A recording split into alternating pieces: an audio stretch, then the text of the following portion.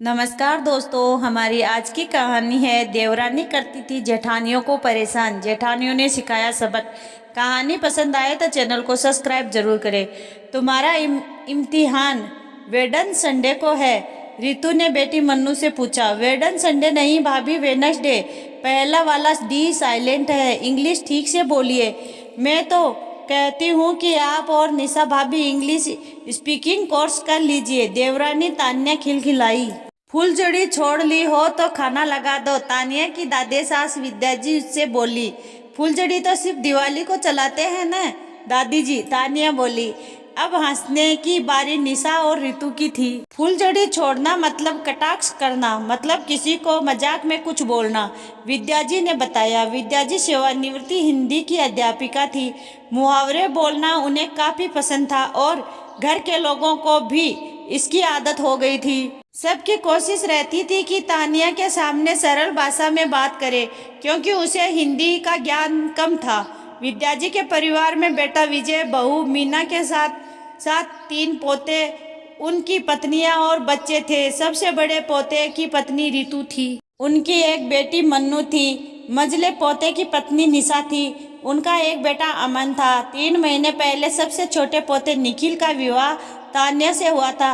विद्या जी के बेटे और तीनों पोते व्यवसाय में बहुत व्यस्त रहते थे और मीना का अपना बुटीक था। परिवार के लोगों के बीच अच्छा सामंजस्य था। तानिया विजय जी के दोस्त के भाई रविजय की बेटी थी। तानिया के पिता दक्षिण भारत में नौकरी करते थे। तानिया की पढ़ाई भी वहीं हुई थी।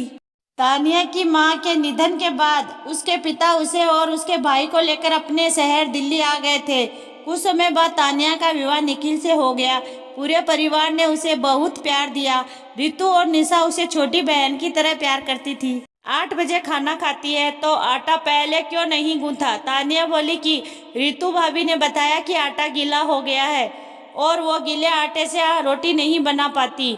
ऋतु ने उसको बताया कि उसकी सहेली की पति की नौकरी छूट गई और उसकी सास का बड़ा ऑपरेशन होना था, इसलिए उसके मुंह से निकल गया कि कंगाली में आटा गीला हो गया। इसका मतलब होता है कि पैसे की तंगी में और परेशानी आना। विद्या जी को सब समझ में आ रहा था। ऋतु और निशा ने तानिया को आते ही सर आंखों पर बिठाया और तानिया ने अपनी अंग्रेजी ज्यादा अच्छी होने के कारण उन पर हावी होने की कोशिश की। उनसे हिंदी सीखने के बदले हिंदी को अंग्रेजी से कमतर आंका। फिलहाल विद्या जी ने चुप रहना ही उचित समझा। एक दिन तानिया ने खीर बनाई। अरे निशा, बच्चों को समझाना तो टेढ़ी खीर हो गई है, ऋतु ने टेढ़ी खीर पर जोर देते हुए कहा। तानिया खीर के बर्तन को बार बार देख रही थी कि खीर टेढ़ी कैसे हो गई, और ऋतु निशा के साथ हंस हंस कर दोहरी हो रही थी। दूध फट गया, राजन कब आएगा? गई भैंस पानी में। एक दिन सुबह निशा के मुंह से ऐसा सुनते ही तानिया भागकर पास की दुकान से पैकेट वाला दूध ले आई। विद्या जी ने पूछा कि राजन दूध वाला तो आ गया है, तो वो पैकेट वाला दूध क्यों लाई? तानिया ने बताया कि निशा भाभी ने कहा था कि राजन की भैंस पानी में चली गई। निशा ने बताया कि वो कुल्फी जमाने के लिए दूध गाढ़ा कर रही थी कि दूध फट गया। उसने तो बस सुबह सुबह दूध फटने पर अफसोस जाहिर किया था। निशा ने तानिया को समझाया कि गई भैंस पानी में का मतलब काम बिगड़ने से मेहनत बेकार होना होता है और टेढ़ी खीर का मतलब मुश्किल काम होता है। तानिया तो फिलहाल अपनी जिंदगी टेढ़ी खीर सी लग रही थी। हमारी मेड शांता के 4 बच्चे नौकरी करने लगे हैं। अब तो शांता की 5 उंगलियां घी में है। दूसरे वाक्य पर जोर देते हुए अगले दिन ऋतु ने कहा। तानिया को लगा कि घर की मेड शांता घी चोरी कर रही है। तानिया दौड़कर रसोई में गई और शांता को घूरते हुए घी का डब्बा लेकर बाहर आ गई। छोटी भाभी, अकल के घोड़े थोड़े कम दौड़ाया करो। अपना उल्लू सीधा करने के लिए तो लोग बुरे लोगों से भी बनाकर रखते हैं और तुम अपनी अच्छी भली जेठानियों से बिना बात अंग्रेजी के लिए उलझ जाती हो। बड़ी उम्र की मुंह फट शांता बोली। अकल के घोड़े, और मेरे पास कौन सा उल्लू है जो उल्टा लटका है जिसे मैं सीधा करूं? तानिया धीमे स्वर में बड़बड़ाई। विद्या जी ने तानिया को सारे मुहावरों का अर्थ बताया। शांता को भी इस घर में काम करके मुहावरे बोलने की आदत हो गई थी। तानिया ने कहा कि हिंदी बहुत कंफ्यूजिंग है। बंदर क्या जाने अदरक का स्वाद। आदतन विद्या के मुंह से निकल गया। चाची, इसका मतलब है कम नॉलेज वाला इंसान अच्छी चीज की वैल्यू नहीं समझता। आप हिंदी की वैल्यू समझ नहीं पा रही हैं। इससे पहले कि तानिया विद्या जी से उसे बंदर कहने के लिए नाराज होती, मनु ने उसे समझाया ऐसा नहीं था कि विजय जी, मीना जी और तीनों बेटों को इन सब बातों की जानकारी नहीं थी, पर सबको विद्या जी के रिश्तों में संतुलन बनाने की क्षमता पर पूरा विश्वास था। निखिल भी अपनी दोनों भाभियों के अच्छे स्वभाव को समझता था, साथ ही तानिया के बिना सोचे समझे बोलने की आदत से परेशान था। उनमें से कोई भी बीच में कुछ न बोला। एक दिन दोपहर से में तानिया कमरे में थी, तभी उसने निशा भाभी के मुंह से सांप लौट गया सुना। तानिया कमरे से निकल भागी। उसने विद्याजी को हाँफते हुए बताया कि घर में सांप है।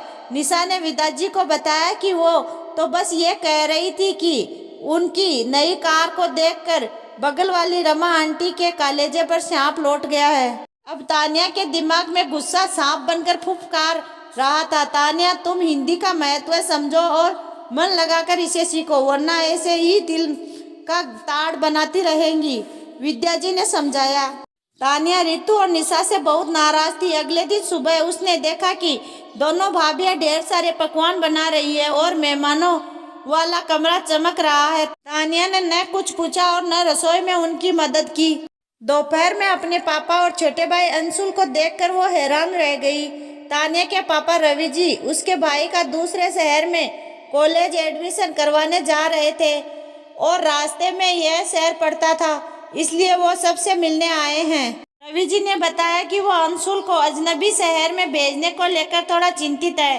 रितु ने उन्हें याद दिलाया कि वो उसी शहर की है और रितु की मम्मी पापा के होते हुए अंशुल को वहाँ कोई परेशानी नहीं होगी। तानिया यह देखकर हैरान थी कि दोपहर से लेकर रात तक खाने नाश्ते में हर चीज उसके पापा और भाई की पसंद की बनी थी।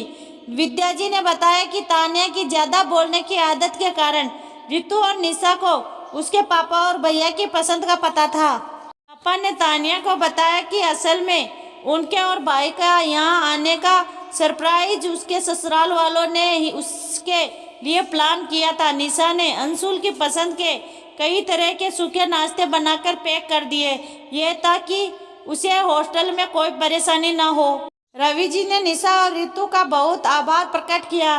कैसी बात कर रहे हैं चाचा जी, तानिया हमारी छोटी बहन है और अंशुल हमारा छोटा भाई, रितु और निशा एक साथ बोली। पापा और भाई के जाने के बाद थोड़ा बहुत तो उसने सीख लिया था, हिंदी उसे पसंद आने लगी थी। रिश्तों का अपना महत्व है, पर मैं अपनी मातृभाषा का निरादर सहन नहीं कर सकती।